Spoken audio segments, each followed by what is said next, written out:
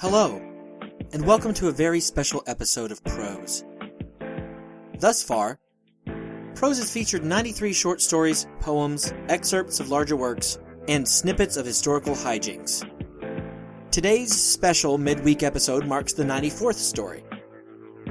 With all of that under our belts, dear listeners, both reflection and some prognostication are in order, don't you think? Most of these 94 pieces have been written by me, your host and erstwhile narrator, Jared I. McGee. However, we've had several amazing guest authors: Nicholas B. Morris, Alina Abrosimova, Jack Lee, Jeff Glauser, and most recently, Henry Iverson McGee. Prose has also featured two musical artists, Justin McGee and David Ezel. The latter has produced original content specifically for the podcast's episodes, and the former has produced original content for one short story and the show's ongoing theme song that begins each week. I am beyond grateful to all these artists, to be sure. I also owe a world of thanks to the Free Music Archive, freesound.org, and the Muse Open Project and their artists, as these sites and these individuals are responsible for a great deal of the music and sound effects you hear featured on Prose. If, perchance, you'd be interested in being a guest author or a guest musician, please do reach out to the show at prosepodcast@gmail.com. Additionally, it would be wonderful if anyone felt like giving money to give money to the Free Music Archive, freesound.org, or the Muse Open Project. All have different means of giving. All have different rewards for giving. So, what's in the show's future? Well, I'm hoping to keep going well into the future. Soon I'll feature an up-and-coming young voice actress, singer, dancer, and all-around artiste, Abigail Lambert, on a short story. That will be these next 2 Sundays. I'll continue seeking talented authors to feature on the show. I'll begin trying to push several serialized stories going simultaneously to keep you all guessing and entertained. I'll continue investing time and money in better equipment and other apparatuses that will improve your listening experience. At some point, Prose will need to conclude Season 1 and begin working towards Season 2. This will potentially involve a small hiatus for the show, but that's all very much up in the air, and goodness knows I want to make it a while still on Season 1. So maybe we'll not address a hiatus again for another 94 stories. Who knows? I really do have to thank you for making Prose a part of your life. I hope that you enjoy this little thank you gift for your listenership on this wonderful Wednesday. To celebrate 6 months of the podcast, here is what might well end up being only part 1 of Always the Sidekick. Enjoy. And just one more time, thank you.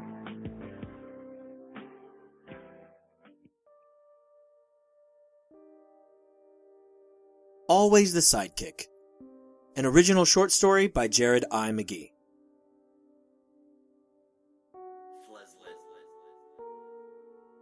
Three people from the museum had been confirmed superhuman, or Ubermensch, as the media loved to say lately. 3! There had never been such a high configuration of this burgeoning of heroing in the extremely brief history since science and the public began to pay these biological permutations any real attention. In the case of the scientists, since they began to include the circumstances into their field and highly scrutinize the hows and whys. But 3? It was unprecedented and defied what little the world had come to know about these people, and what event or events made them more.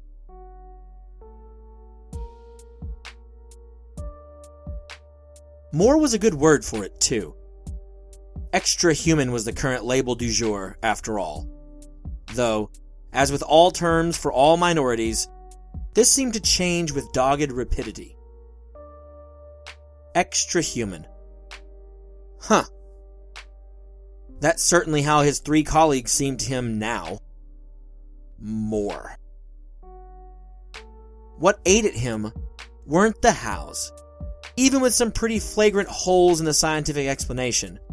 And it wasn't the whys that most asked during these events. Why were they so careless? Why did they flaunt the rules? Were they trying to change themselves? No, it was the more abstract, philosophical shout at the universe style whys that got to him. Why them? Why were they chosen?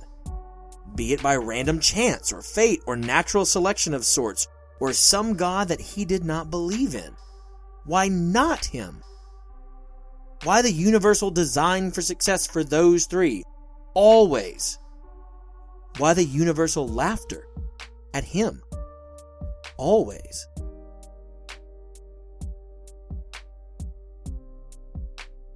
In truth, if one were to really follow the accident, it should have been him to receive the most, extraness. He was the one in the middle of the irradiating what they'd hoped to be prehistoric DNA samples from a number of species. Early hominids, a variety of dinosaurs, Neanderthals, the now trite insects in amber, megafauna from the Pleistocene period. When the alarms had sounded and the museum's forward-thinking wing, the equally trite name given the laboratory systems that served as research facilities for innumerable scientists, began to be evacuated. He had almost not made it out. He dropped his vials, ran for the painfully slow sealant door that was straight out of some sci-fi flick, tucked, rolled, and cleared himself out of the radiation-soaked lab, continuing to huff it until he was outside. Decontamination, schme-contamination. He was not dying for this mid-level research gig.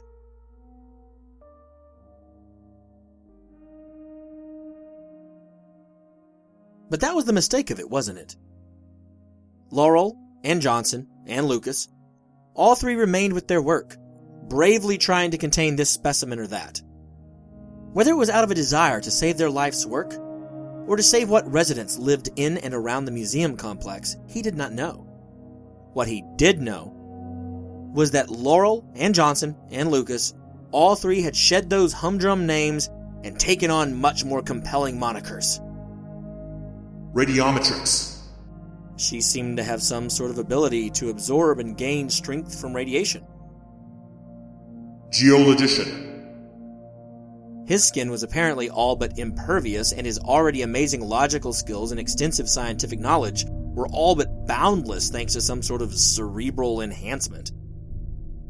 And Bikini Kill. Similar to radiometrics, she could control radiation, but she could control it with a much more epic, much more destructive manner. As her name suggested, she was 1 part hydrogen bomb, think Bikini Atoll, 1 part punk rock fan, that part's self-explanatory, if you're cool. As if seeing his coworkers become demigods with powers and sexy new names weren't enough, he had to see the public's inevitable idolization of them. And worse, he had to see the three begin dressing in the most ridiculous, gaudy garb one could ever imagine. They honestly made the actual comic books from before fiction bled into reality look normal. Radiometrics dressed in sheer black leather, though this getup was apparently specially designed to keep her from leaking latent radiation on those around her. Her face and head were covered with a helmet/mask combo. She looked like a cyclops, as there was one rounded window for her to look out of, much like the first diving suits. Geologician wore deep green tights, forest green if he were being accurate with his colors. From his feet to his neck, he was covered in painted-on solid green with but one deviation on his chest, a fist-sized chunk of embedded osmium. Whether that embedding was just in the suit, or what used to be Johnson's chest, he didn't know. Bikini Kill, like her new name, was a bit more, uninhibited. Lucas had always been a bit wild for a research scientist based in hallowed halls of a museum-funded institution. She'd dressed provocatively at work. Now, for their facility, this meant that she wore earrings and the occasional choker necklace. Generally. Everything else was covered up by overalls or radiation suits or some other sort of full-body outfit. Now that she was Bikini Kill, she aimed for the Kathleen Hanna-esque approach to her costume, making her name all the more appropriate. Whereas radiometrics and geologicians still had a cold, calculating, almost intimidatingly serious air about themselves, particularly in the costumes, Bikini Kill left little to the imagination. She wore skimpy black bikini bottoms that weren't quite a thong but weren't exactly a covering cut either. She did not match the bottoms with the top, her chest being covered with a neon pink duo of rather small, rounded triangles. To the right of where her right nipple prominently pushed against the fabric, she wore a small button of what looked to be an atomic bomb mid-drop. She wore black combat boots that were sloppily laced and torn black fishnets that had an iridescent sheen to them when she turned in the light. Since the accident, she'd had the words "Fuck Castle Bravo" tattooed alongside a diagram of the Teller Ulam design on her now distinctly prominent abs. A fitting sentiment to a woman that made the incident in the Bikini Atoll look like a child's game gone slightly awry. This once bashful scientist spit, punched cat collars, had more nipple slips and vagina shots than any coked-out heiress or pop star could ever have, and she was unwaveringly unapologetic amid it all. Extra human indeed. All of this change happened in the matter of a month. The media circus and public outcry for more accelerated what were all but inevitable changes in his former colleagues. Him? Well, he continued to eat the same frozen Hungry Man dinners night after night.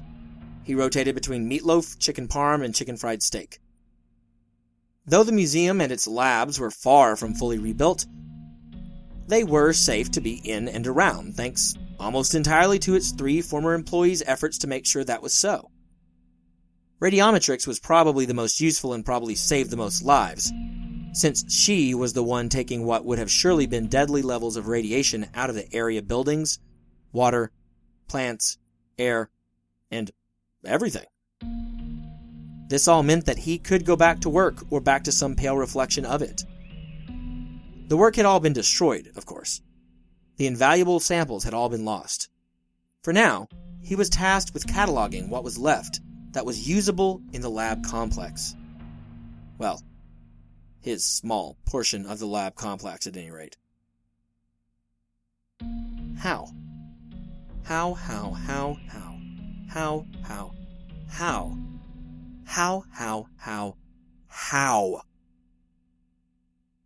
As he thought back on sifting through the wreckage that had wrought these 3 larger-than-life characters that lived and breathed and existed and were worshipped just for their doing so, he couldn't help but repeat the word like a mantra.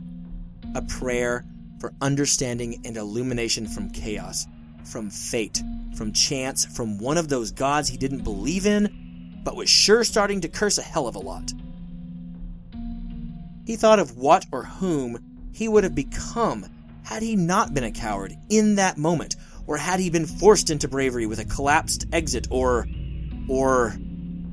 had been anyone, or anything but himself that day. Master Dynamo. Fused with Mastodon DNA and capable of great feats of strength and endurance. The Amber Avenger. Blasted together with Amber and Fauna long dead. Time is the playground for this hero that can bend, slow, and manipulate time at will. Dynamite. Exploding out of the late Cretaceous period, part hulking brute and part explosive. Who was he kidding? His names were lackluster. His imagined powers bland. This was who he was. He was a sidekick in the lab, and he was even less in what was now his new reality. His stomach roared a complaint, bringing him into the present. He meandered to his kitchen, realizing that he'd been lost in thought for at least an hour. 7 p.m. He was late for his solitary dinner. What night was it? Tuesday. chicken parm it was. He began nuking his dinner and staring some more, focusing as best he could on the spinning entree to keep from disappearing back into the ponderings in which he'd found himself trapped until hunger had snapped him out of it. Ding, ding, ding! Winner, winner, chicken parm dinner. He laughed at his joke, taking his little tray to the couch with him, flipping on the boob tube as he landed on his threadbare beige corduroy couch. There, live and brightly adorned, were Laurel, and Johnson, and Lucas, Radiometrix, Geologician, and Bikini Kill. The first standing at attention, like a military queen. The second, smiling politely while fielding a question from a reporter with great poise. The third giving the medal sign with her right hand and flipping off no one in particular with her left. Both areolas peeping out from a slipping swimsuit top. All three looking flame-kissed. They were apparently being awarded the key to the city after saving a massive apartment building's residents while it was being gutted with flames that the fire department just could not stop. They did not look happy. Two looked resolved and maybe indolent. One looked angry and eager for her next challenge. He turned the television off and took his first bite of his warmed Hungry Man chicken parm, staring intently at his own reflection in a blank screen and feeling nothing.